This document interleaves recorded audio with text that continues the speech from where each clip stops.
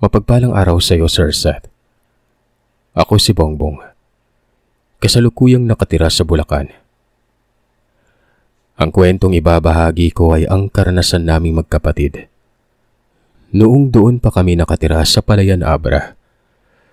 Bagamat sa ngayon ay malaki na ang pagbabago ng daanan sa Abra. Noong mga panahon na doon pa kami nakatira, ay pahirapan pa sa transportasyon. Taong 1987,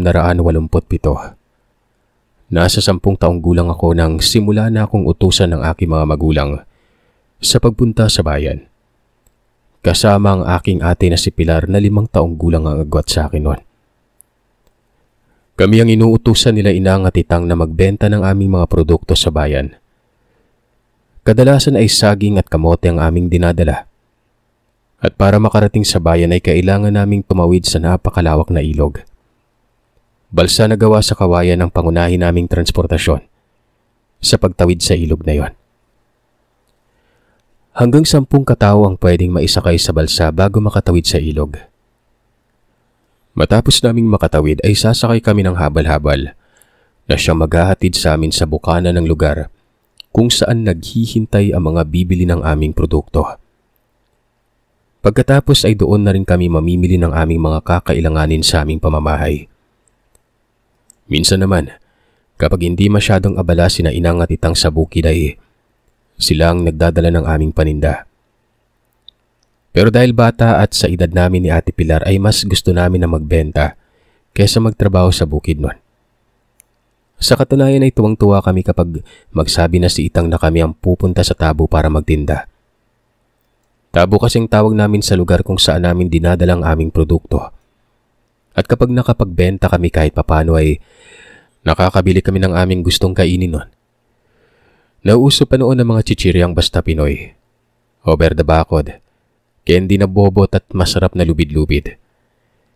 Yan ang palagi naming binibili ni ate na minsan ay napapalo pa kami dahil kulang na ang aming kita nun. Pero gaano man kahirap ang pamumuhay ng panahon na yun ay pinag-aral pa rin kami ng aming magulang. Gigising kami ng 3:00 na madaling araw para maghanda ng aming babaunin. 5:00 ng umaga ay kailangan makatawid na kami ng ilog at si tatay ang tagatukod ng balsa. Yun nga lang, kapag malakas ang ulan at galit ang ilog ay hindi na kami nagpupumilit pang tumawid. Kahit mahirap, masaya naman ang aming pagtatawid sa ilog. Madami kasi kaming kabataan na nag-aaral at sabay-sabay kami kung tumawid sa ilog noon. Ang mga magulang namin ang nagsasalitan sa pagtutukod ng balsa na aming sinasakyan. Minsan naman kapag hindi malakas ang agos ay kami na ang kusang tumatawid sa ilog noon. Maganda at maayos ang aming pamumuhay hanggang sa may nangyari sa aming lugar. Hindi naman namin maipaliwanag kung ano ang totoong dahilan pero ang sabi-sabi ay may aswang sa lugar namin noon.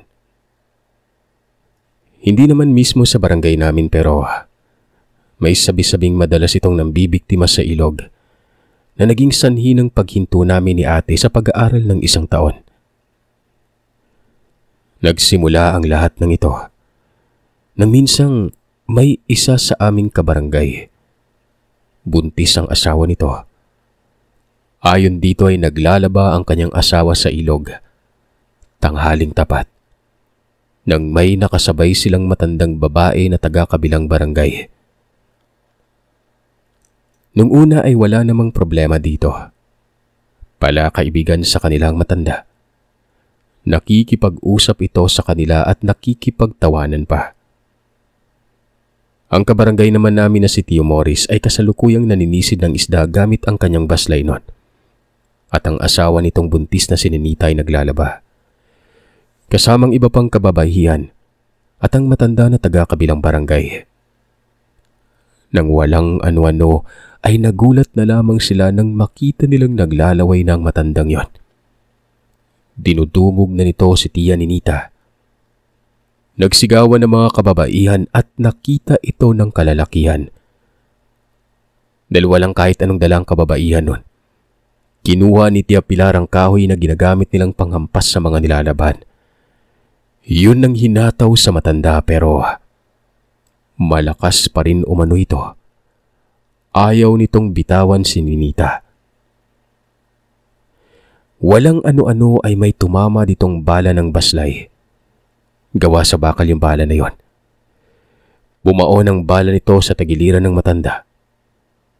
Doon pa lamang nito binitiwan ng buntis. Tumakbo ito papasok sa may kakahuyan. Sinundan pa ito ni Tio Morris pero tanging ang bala na lamang ng baslay ang naabutan nito. Pag-uwi nito, dali-dali niyang isinalang ang bala ng baslay sa kanilang abuhan at habang sinasalang nito sa baga ang baslay na yon, ay hinahaplusan niya ito ng langis na may halong suka. Para bang nag-iihaw lamang umano ito ng isda. Ayon kasi sa kasabihan, kapag ginawa niya ang bagay na yon ay hindi nagagaling ang sugat. Mas lalo itong manghihina at mamamatay na lamang kalaunan. Naging maayos naman si Tia Ninita at sa awa ng Diyos ay hindi nalaglag ang kanyang pinagbubuntis. Pero simula nang mangyari ang insidente sa ilog, sunod-sunod na mga nangyayaring kaso ng mga taong nawawala nun. Isang araw, umuwi kami ni ate galing sa paaralan. Kasamang ibang bata na doon din nakatira sa aming barangay. Simula nang mangyari ang kaso ng pagkawala ng mga tao sa ilog ay nakagawian na ni tatay na sunduin kami noon. Ganon din ang iba pang kabataan. Magkakasama namang umuwi ang magkakapatid na Roland, NJ at Nena. Walang sumundo sa mga ito dahil ang katwiran nila ay kasama naman nilang kanilang Kuya Roland na noon ay nasa 18 na. Si Nena naman ay 15 na at si NJ naman ay kaedad ko. Kung kaya't panatag na din kami na lumiko sa lugar papunta sa aming tinitirahan. Sila naman, dumiretso na sa kanilang lugar. Pero kinabukasan, nagising na lamang kami sa malakas na iyak ni Tia Munda, ang ina ng tatlo. Nang dumungaw ako sa pintuan, ay narinig ko ang usapan ng mga ito na hindi nakauwi ang tatlong yon. Pinagdiinan naman ni Itang na umuwi sila dahil siyang sumundo sa amin at kasabay namin ang tatlo. Nagkahiwalay lamang kami na daan nung lumiko na kami pauwi sa amin nun at silang tatlo naman ay dumiretso na ng uwi. Pero pinagdiinan ni Tia Munda na hindi nakauwi ang mga anak niya sa kanila. Sa awa ni Itang sa magulang ng aming kaibigan na kung maituturing, ay tumulong siya sa paghahanap sa mga yon. Kami naman na dapat ay maglalabas sa ilog ng araw na yon ay hindi na kami pinayagan pang umalis ng bahay. Si Inang, dahil sa pagkabahala sa mga nangyari, sinabihan kami na ipagpaliban na muna namin ang pagpasok sa eskwela. Makakapaghintay ang pag-aaral mga anak. Pero pag may masamang nangyari sa inyo hindi na mapapalitan yung buhay inyo. Wala na kaming nagawa ni Ate Ninita kundi ang pumayag na lang sa sinabi ni Inang. Halos magpananghalian na nang makauwi si Itang at malungkot ang balitang dala nito.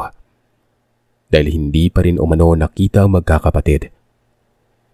Kumain lamang ito ng pananghalian at muling bumalik na sa paghahanap.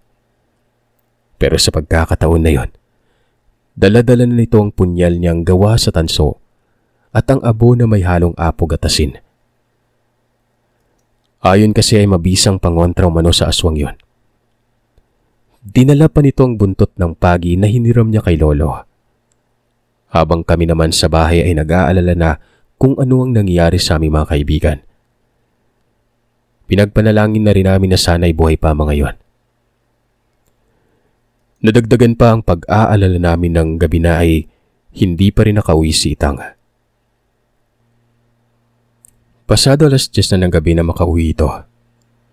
Napamura pa si Inang dahil nakita nitong sugatan si Itang sa braso. Napatanong si Inang kung anong nangyari sa lakad nila at bakit nagkasugat ito. Dali-dali namang nagkwento si Itang na nagkaengkwentro sila ng nilalang. Sa ilog sila nagbantay nang humiwalay siya sa kanyang mga kasamaan para umiinon. Pero bigla na lamang umanong may umatake sa kanya. Mabuti na lamang at nakahanda ang kanyang patalim. Itinali niya sa kanyang kamay at nang sinugod siya nito ay kaagad niya itong sinangga ng patalim kung kaya't nasugatan niya rin ang nilalang na yon. Nasugatan siya sa braso ng kuko nito pero mas nalungkot kami nang sinabi nito na nakita nila ang bag ng magkakapatid na palutang-lutang umano sa ilog. Ibig sabihin lang ay nabiktima na ang magkakapatid ng nilalang na yon. Tingin namin, hindi lang mag-isa yung nilalang na nabibiktima sa lugar natin eh. May pinaghihinalaan umano sila sa kabilang sitio na may angkan umano ng mga aswang na nakatira doon. Napabalita na rin ang pangbibiktima ng mga ito. May 10 taon nang nakaraan. Nahinto lamang umano ang pambibiktima nang may napatay ang mga tao na isa sa kapamilya nito. Pero ang dumali sa pamilyang yon, hindi taga sa amin, kundi ang mga tao na nakatira sa isa pang sitio na nasa lugar namin. Muli ay sinabihan kami ni Itang na huwag na munang pumasok sa paaralan. Lumipas ang gabi na yon na napuno kami ng pangamba at takot gawa ng paano kami makakapagtinda sa tabo? Paano kami makakagawa ng pang-araw-araw naming ginagawa? Sinabi naman ni Itang at Inang na sila na ang bahala sa aming pangkabuhayan at kaming magkapatid ay sa bahay na lamang nun. Mag-alaga na lamang kami ng hayop at magtanim ng gulay sa bakuran ng bahay. Yun na lamang din ang ginawa naming magkapatid nun. Sumunod na araw, gumawa ng bakod si Itang. Pinalibutan niya yung bahay namin. Tumulong naman ako sa paghahakot ng mga kawayan na gagawin naming bakod. Hinati lamang ito ang kawayan sa 4 na parte. Pinatulisan nito ang dulo at yun ang ginawang bakod. 2 araw din ang binuno ni Itang sa paggawa ng bakod na yon. Sinikap nitong matapos yon bago sila pumunta ni Inang sa aming sakahan. Yung iba naming mga kapitbahay ay ganun din ang ginawa, Sir Seth. Isang araw, pumunta sina Inang at Itang sa tabo. Kaming dalawa naman ni ate ay naiwan lamang sa bahay at dahil walang magawa ay inatupag namin ang paggawa ng halamanan sa likod na bahagi ng aming tahanan noon. Nawili naman kami ni ate sa aming ginagawa. Huminto lamang kami ng magpananghalian na. Inaasahan naman namin na aabuti ng hapon bago pa makauwi sina Inang at Itang. Kung kaya't kahit hindi pa naman lumalabas sa bahay ay nagaplas kami ng langis na daladala ni Itang noong isang gabi na galing sa manggagamot. Ayon kasi dito, ang langis na yon ay pangontra sa aswang. Pampawala daw yun ng amoy ng normal na tao. Ginamit yun ni ate para ihaplas sa aming mga pulso. 3:00 ng hapon. Wala pa rin sina Inang at Itang. Lumabas naman kami ni ate para itanim ang talbos ng gulay sa ginawa naming halamanan sa likod ng bahay. At dahil magandang sikat ng araw, ay nakita naming tuyo ang mga dahon at damo na itinambak namin sa gilid nun. Naisipan kong sigaan yun at para madaling dumikit, ay ginamitan ko yun ng lumang tsinelas na hindi na ginagamit. Nung umalingasaw ang amoy ng goma, nagulat na lamang kami nang may marinig kaming ingay sa baba ng bangin sa likod ng bahay namin. Sa baba ng bangin na yon ay yung maliit na sapa, Sir Seth. Kuminsan kaming nanguhuli at nang iilaw ng isda noon. Pero dahil nga sa nangyari, matagal na kaming hindi pumupunta sa sapa na ito. Pinagbawalan kami. Ganoon na lamang ang gulat namin ni Ate Ninita nang may marinig kaming ingay doon at tunog ng hindi pamilyar na klase ng hayop. Kung kaya't kahit hindi pa tapos si ate sa pagtatanim, kaagad na namin itong iniwan. Pumasok kami sa bahay at nagsarado ng pintuan at bintana. Habang ang siga sa likod ay hinayaan na lamang namin.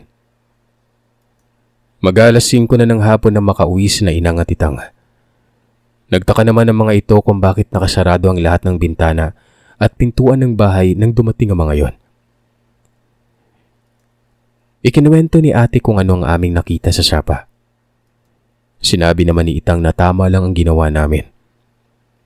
Napawi naman ang takot namin ni ate nang inilabas na ni Inang ang kanilang pasalubong sa amin. Noon lamang din si ate nakapagsaing nang dumating na sina Inang at Itang. Masaya naman kami dahil nakabili ang mga ito ng manok. Pakiramdam namin ay bawi lahat ng takot namin ng araw na yon. 8:00 ng gabi. May narinig kaming huni na bago at nakakakilabot sa aming pandinig noon. Ngayon lang kami nakarinig ng ganong klase ng tunog ng hayop. Ang ginawa ni tatay, hinalo niya ang abo at asin. Pagkatapos ay inihagis niya yon sa likod ng bahay kung saan nagmula ang tunog. Bigla namang nawala ang nakakakilabot na huni ng hayop pagkatapos niyang gawin ang pagsaboy ng abo. At dahil sa nangyari noon, ayaw na naming matulog ng hindi katabi sina Inang at Itang. Kaya wala nang nagawa ang mga ito kung di ang pumayag na sa silid nila kami matulog. Kinabukasan, muling may tumawag sa labas ng bakod. Yung ama umano ng 3 batang nawala noon. Nawawala na rin. Muli ay sumama si Itang sa paghahanap. Nang araw na yon ang kanilang kasama ay ang kamag-anak ng mga ito na mga rebelde. Bumaba ang mga ito ng bundok dahil sa nabalitaan nilang pagkawala ng 3 anak ng kanilang pinsan. At ngayon ay ang mismong pinsan na ng mga ito ang hindi makita. Hindi alam ni Itang kung anong espesyal na katangian ng 2 tao na kasama nila sa paghahanap pero may tinitingnan ito sa mga puno na tila ba binabasa nila yon. Hanggang sa makarating sila sa isang sitio. Ayon kay tatay, ang sitio na kanilang pinuntahan ay ang sitio ng mga sinasabing angkan ng mga aswang. At bawat puno sa lugar na yon ay tinalian nila ng pulang tela. Hanggang sa makarating sila sa isang lumang kubo nun. Ito ang bahay na sinabi ng isang nilang kasamahan na may hawak na bilog na salamin. "Nandito yung pinsan mo, Gaw," wika nito sa isa. Kagad nitong tinawag ang nakatira sa kubo.